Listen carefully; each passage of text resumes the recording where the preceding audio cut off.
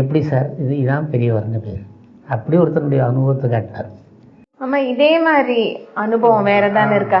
ஆனதாண்டபுரங்கிற camp, அதில் கொல்லூர் ஒரு பெரிய வித்வான், தெலுங்கு சம்ஸ்கிருதம் தான் தெரியும்.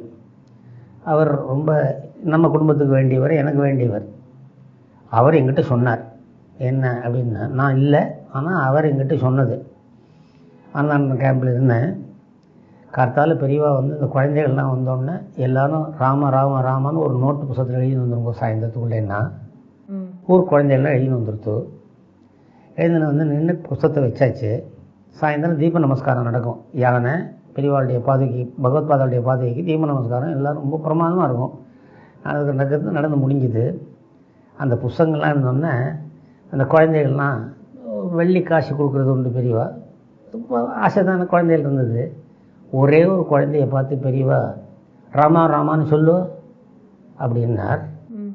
அங்கே பக்கத்தில் இருந்தவர் வந்து அது பிறவி ஊமை, பேச முடியாது அந்த குழந்தைன்னா.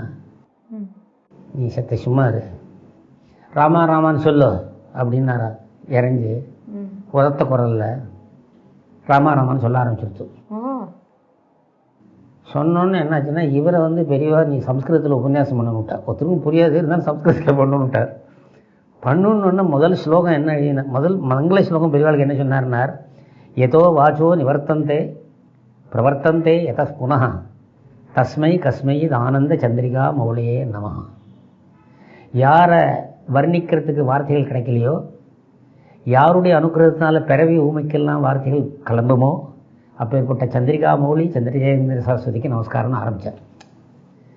அதை எங்கிட்ட இவர் சொன்னார். நான் எல்லா இடத்துலையும் லெக்சரில் சொல்கிறது. பெரியவாளுக்கு இது தெரிஞ்சு இது எப்படி தெரியும் உனக்குன்னு கேட்டார். விஜயவாடா ஜங்ஷனில் அவருக்கும் ராஜமன்றி போகிற ரயில் போயிடுத்து, மெட்ராஸ் போகிற ரயில் போயிடுத்து, அந்த இடத்துல சொன்னார். சிரிச்சுட்டே சொன்னார், பெரியவா வாஸ்தவம் தான் நடந்ததுன்ட்டார். அந்த மாதிரி பெரியவர் எப்படி அனுகிரகம் பண்ணார்.